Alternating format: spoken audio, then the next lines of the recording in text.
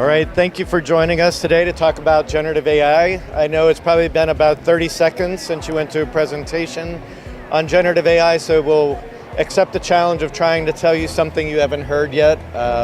My name is Bill Fera. I lead our Gen AI practice across life sciences and healthcare for the US.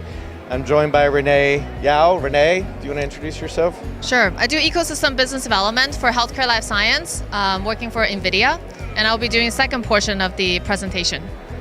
All right. So we've probably talked a lot about ChatGPT and text-driven generative AI, but obviously generative AI is much more than that, involving video, audio, coding, especially coding, as well as imaging. And it's really been a progression of technologies that have brought us to this point, starting with machine learning and neural networks, and then enabled by the massive amounts of data that we have in the cloud and the massive compute power that NVIDIA has brought to the table that has allowed us to create transformer models, really built with the idea of indexing information that Google started with its search engine many years ago, but now put on steroids because of the ability to index so many pieces of information and weight that information in a different way that allows us to create context. And that context is what allows us to really move past descriptive and prescriptive algorithms to net new generative content generation based on that context. And because generative AI is an exponential technology, we're still only getting started. This is a technology that, by all estimates, is only about 7 years old. And we, in working with the Singularity Institute, have determined that innovation cycles last about 7 years. So if we think about the Genome Project, that was 21 years ago, 3 innovation cycles. When it first started, it was $2 billion in 3 years to do a sequence. Now, 21 years later, it's 1 hour and $100. Similarly with the iPhone that was introduced 14 years ago that has gone on to change our lives in the way that we do all of our tasks. So we can only imagine what generative AI is going to mean for us in terms of outsized productivity gains, efficiencies, and customized experiences that are really N of one for our clients, for our patients, and for our clinicians. The way that we discover drugs, the way that we accelerate that drug discovery, and the way that we can create even incrementally improved drugs in very tight innovation cycles. So as we go along this path of efficiency, experience, and innovation, we're going to have breakthrough after breakthrough in healthcare and life sciences. Some of the things that we're already starting to see in terms of where this is being rolled out is virtual nursing assistants, customer service assistants, humans in the middle, but working with generative AI to be able to interrogate large data sets in real time, to be able to help their customers much more consistently and much more accurately. You've probably heard a lot today about ambient documentation and ambient listening and the ability to return clinicians to the joy of care where they're just interacting with their patients much more naturally and notes are being created in real time. We think we'll see a lot more in direct client and clinical innovations as people become more comfortable with the technology. But to do that, we're going to have to prioritize and make sure that we're getting the gains that we think we're going to get, but also put guardrails around the way that we roll these technologies out. So making sure that we're doing it in a secure way, that we're respecting privacy of our patients and our clinicians, that we make sure that we're being transparent when we tell our patients that we are using these kinds of technologies, and then we make sure that we keep everything from a cyber perspective. But rather than think about this as an incremental and a stepwise kind of process, we challenge our clients to do this in parallel. You have to be setting up your guardrails while you're starting to experiment with the technology. You have to leverage existing governance structures and build from those as you're deploying. I think one of the themes that we've heard throughout most of the conversations I've seen and the other talks on this subject is that people need to get started now. So as you're creating the right environment and doing the change management, you need to get started. And with that, I'm going to hand it to one of our most important partners at Deloitte, our NVIDIA relationship, and Renee. Thank you. All right, so for those that just joined me, I do ecosystem business development for healthcare life science. And Deloitte and NVIDIA are great partners in this space. We have been collaborating together for about 5 years now, and Deloitte built actually AI for drug discovery and digital health accelerators on top of NVIDIA technologies and solutions. So in this space, we collaboratively together go into for data modernization and Gen AI type of a workflow platform solutions for our end customers. And today, what you're experiencing, hopefully on the show floor and also in the industry, is the boom of Gen AI. Gen AI is essentially a technology where computers generate content to make sense of the world. From this space, we went from not having enough data to be able to label data. And then now the transformer architecture of Gen AI come around, you no longer need a lot of the unlabeled data to actually get into to train your models to be more accurate. And most recently, the mixture of experts, essentially multiple different models coming together with multi-omics, multi-model data is definitely the next frontier. That is challenging the scalability of our infrastructure and real-time responsiveness of just how our users are engaging with the current tech. And many people may ask, hey, why is NVIDIA doing at a healthcare conference? NVIDIA is a chip company, is a gaming company. That is true. NVIDIA is all that and more. We built GPUs into data center, in the cloud, with Microsoft, Azure, AWS, you name it. And on top of that, we built a lot of open source libraries, or we call it the tools, and solution delivery kits for our millions of developers. And on top of that, we built domain-specific application framework called Fera for imaging, devices, drug discovery, genomics, and digital health. Underneath that, all of these are specific offerings within our Fera application framework that we can help speed up the development and deployment of AI applications. And many of these are actually being leveraged by Deloitte to help build up an end-to-end solution and platform for the end customers. So from Gen AI movement, we went from predictive analytics to deep learning to Gen AI today, where generative AI can definitely summarize, do Q&A, and much more tedious task for our healthcare professional of the space. For this conference today, I was specifically focused on digital health, particularly instead of the AI for drug discovery components. But if in the audience, if any of you guys are interested in that, happy to chat more offline. So in the digital health space, we are specifically using Gen AI to build the next generation of application. We help bring in the ability to generate an alignment to human and also augmented with multi-model data with technologies that we call large language model, or for those who may not be technologists in the room, think about the GPT type of experience that you're experiencing. That's essentially the backend infrastructure that you're using. And reinforcement learning from human feedback, just think when you're using the GPT, you gave it a thumbs up or thumbs down, or maybe even commented that, hey, this response is not what I need. That is a feedback loop that you're providing to train the large language model. Or RAGs, in this case, is actually building up a database type for your domain-specific reference to be able to retrieve the information from that to inference on the solutions that you're working on. To leverage all of these tools and more to build the next generation of digital health applications. So for example, Artisight is one of the organizations that we're working with that have currently been deployed over 200 some hospitals using sensor fusion, computer vision, speech AI, large language model, and video language model to be able to detect patient fall, beginning and end of the surgery, when do you turn over a bed, inventory supply chain management in hospital environment, and perhaps even in the rehab environment, hurt patient that may do violent acts to healthcare professionals that you can actually put together wake word to help ensure the safety of our healthcare professionals. So these type of solutions are being rolled out across hospitals globally through Artisight solution.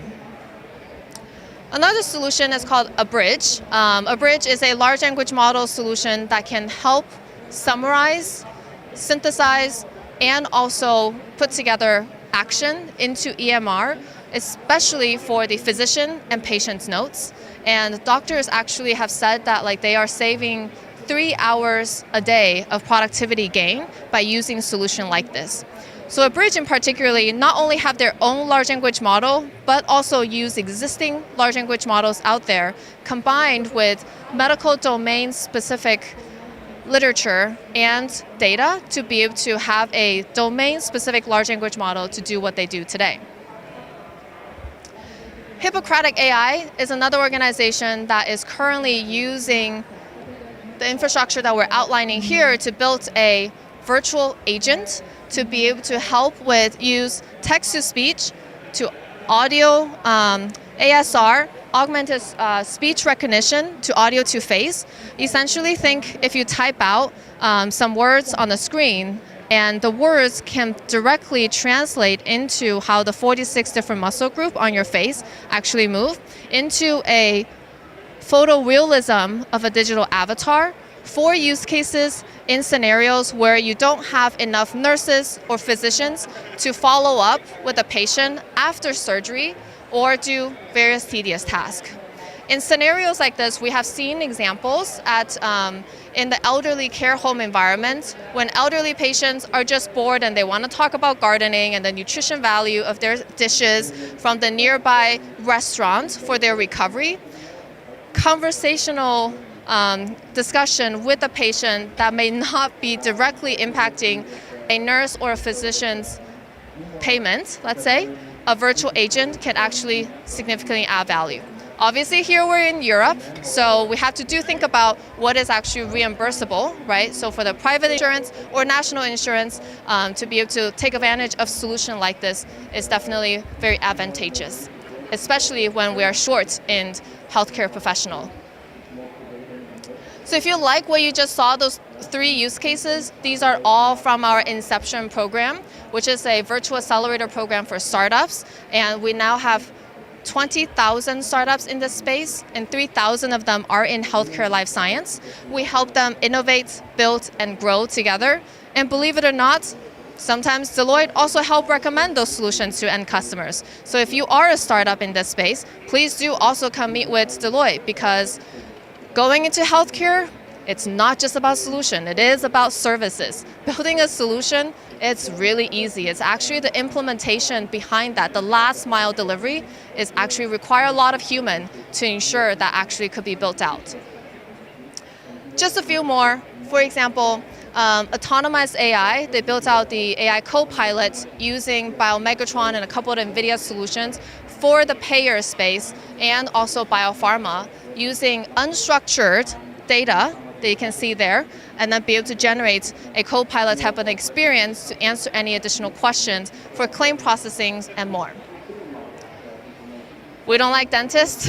I don't, at least. But in the dental space, it's very innovation forward as well. So we've seen the technologists in Retrace, for example, are using Gen AI to generate cavities images and also be able to help with claim processing, risk assessment, etc.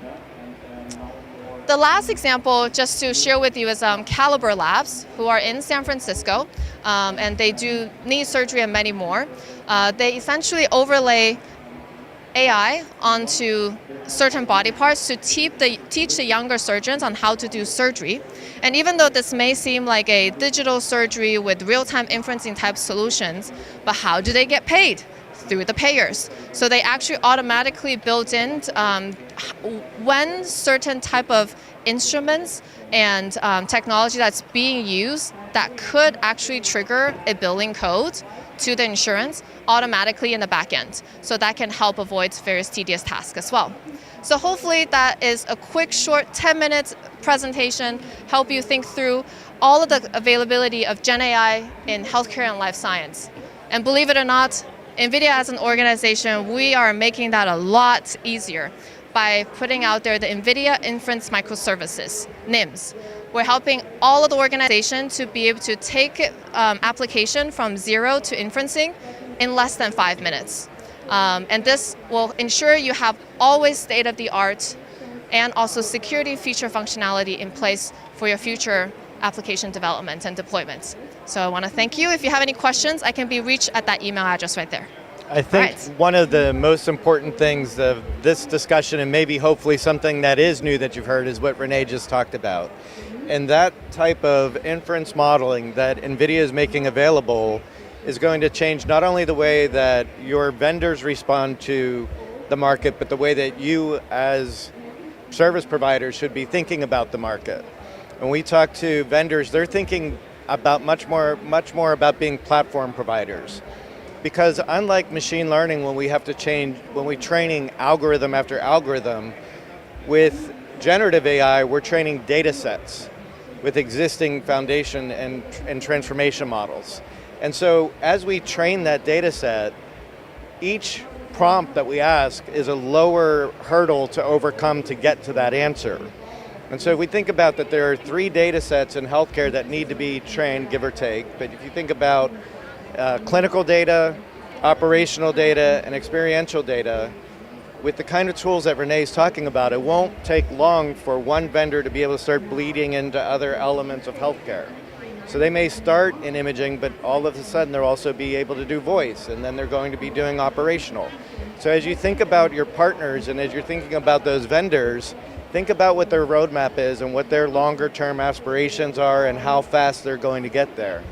Also think about, with the tools that are available, what should we be building ourselves versus relying on vendors to provide? And how do I marry what I build myself with what a vendor might provide?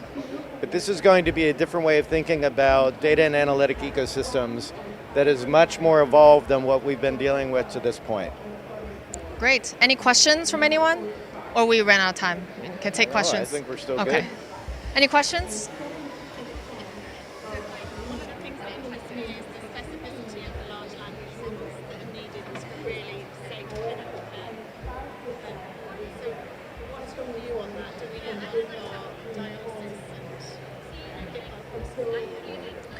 So I think it's a great question, and I think we're starting with large language models. I think you're already starting to see us move to medium language models, and pretty soon, to your point, we'll see small language models. And so we're going to be able to have these transformer models that are more and more fit for purpose, that will allow much more sensitivity and specificity.